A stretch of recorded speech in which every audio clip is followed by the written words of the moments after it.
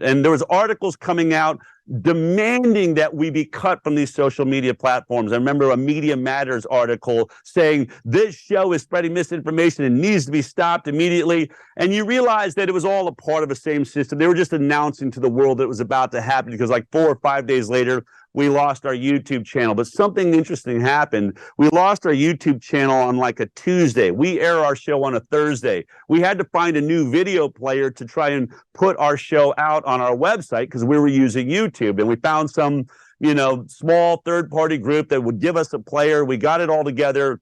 And we just said to everybody on all of our personal social media platforms, please, if you've been watching the Highwire, go over to our website. We will not have YouTube this week. We're off of the social media channels. And we had expected, when we were watching our YouTube lives, we were seeing, roughly, 5,000 to 10,000 people were tuning into the videos. And, over a week or so, that might get up to 80,000, a really good episode. We get 100,000 views.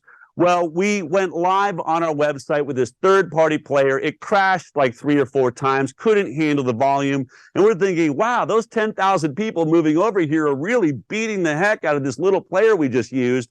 But then on Monday, after our our Thursday show, we got the demographics back and we got all of the background information. We found out that 225,000 people were trying to watch our show at the same time, and that's why we're crashing, which made us then realize, oh my God, not only are we being censored by YouTube, they've been lying to us about the amount of people that are using that platform to watch us. And so this whole thing has been a scam. It's been a scam. They're using us and our information. And it's really funny. I had a talk with a really big media mogul recently who was saying to a friend that had, I think, a Bitcoin podcast.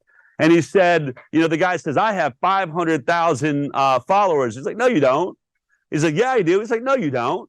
And he says, look, I'll show you, like, here, look at YouTube. I have 500,000 people following me. He's like, you don't have one.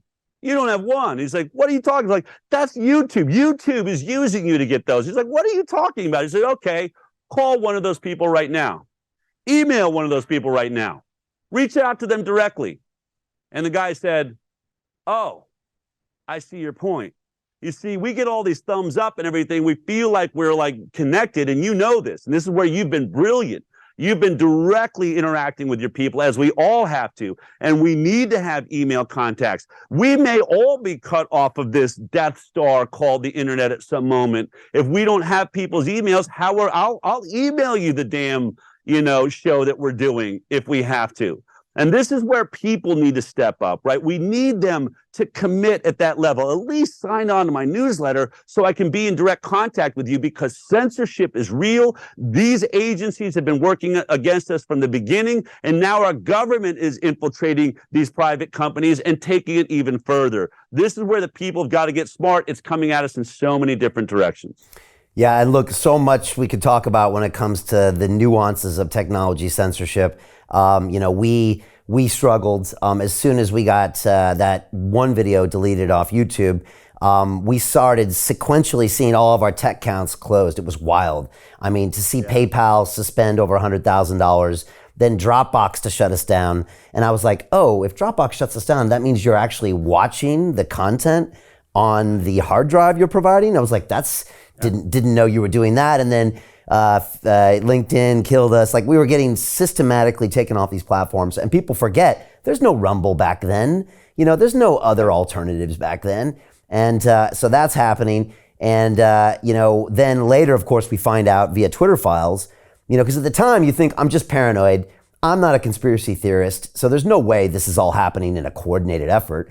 And then later you read the Twitter files and you're like, oh, there were actually a lot of people in government that were going systematically to try to shut these voices down. And so it's just fascinating to look in retrospect. Like I said, we're making a film all about this just to kind of show what was going on in our heads. And then for people like you and us, we create our own platform, which then brings its own problems. And like you said, third-party players. For me, what I really wanted to do, and now that I look at it in retrospect, I wanted to stick it to the man. I wanted to say, oh yeah, I can't live stream. Well, I'm gonna live stream. And so for us, 4 weeks later, We had Ike back in the studio, which again, to get someone in a London studio at the time was challenging because we were locked down. And then to stream it live was going to cost 6 figures. And then to get a provider to actually go through with it once they found out who you were, let alone everybody was at home freaked out and scared. So there was nobody working. But we wanted to just pull it off, but there were so many challenges. And like you said, this is in what we call a Web 2 environment. Later, we went into the blockchain space where they call it Web 3. And with Web 3, as with Bitcoin, you see the flaws of the system that you never saw before. So like you say, Del, it's a great example. We had 2 million subscribers at the time on YouTube. And I always tell my students in my academies, I'm like, you know how many email addresses I have from those? And they all look at me strange. And I'm like, yeah, 0. And so they're actually not mine, especially when they deplatform you, they're not yours. Not only that, Del, I had 9 years of my life, 10,000 videos that was all gonna be taken away from me. My digital identity that you could argue I technically probably should own. And so you get into all these things, and guess what it does?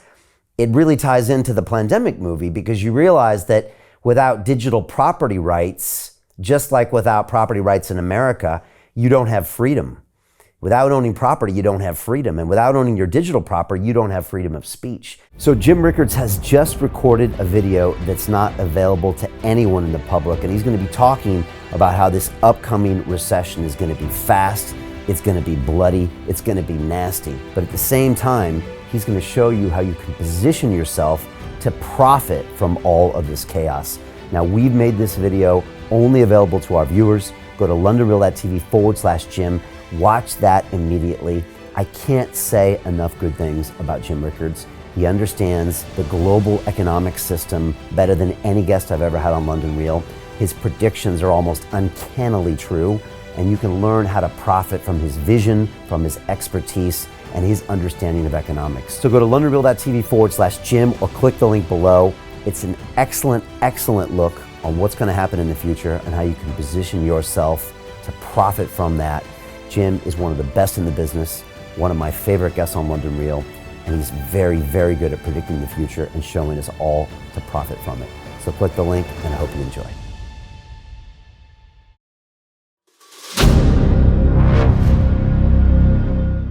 I'm looking for partners, collaborators, colleagues who want to join forces with me around the globe and create real value, generational wealth, and financial freedom for everyone else around the world.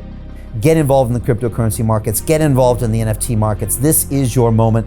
Life all comes down to a few moments. Don't let this pass. Now it's not too late. Next year's going to be too late. Ultimately, this is about freedom. That's the way I see it.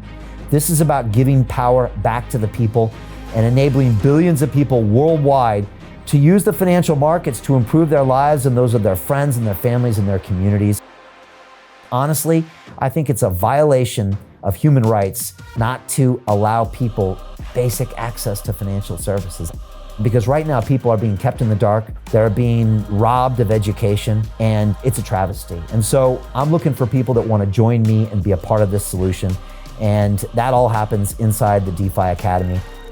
The gains my students are making are absolutely amazing. Double, triple digit gains in the first month alone. That's amazing. This will change your life. Now is the time to get involved. I'm going to tell you exactly how my students in my academy made money in the last 30 days. I'm talking about real trading results. And let me just whet your appetite a little bit. Let me hit you with some numbers. I'm talking Brendan from New Zealand is up 68.77% on the month. Steve from Europe up 83%. Albert in Singapore up 169.9% on one single trade. I got Susan up 153% on her call options alone, also rocking 139% returns and 442% returns as well on individual trades. These are people that are changing their financial future in the last 30 days, but it's based on trading discipline. I've graduated over 500 students from inside my academy from over 54 countries around the world. It's amazing. When it comes to crypto, DeFi, and blockchain, we love this space. We truly believe it's the future. This is down to our core. It's authentic to what we're doing, and everybody can tell through the camera because you can't make this stuff up. If you're watching me now, wherever you are, I implore you, take 60 seconds right now and join my academy. Apply today. Now you've got a chance. Life all comes down to a few moments. What are you gonna do?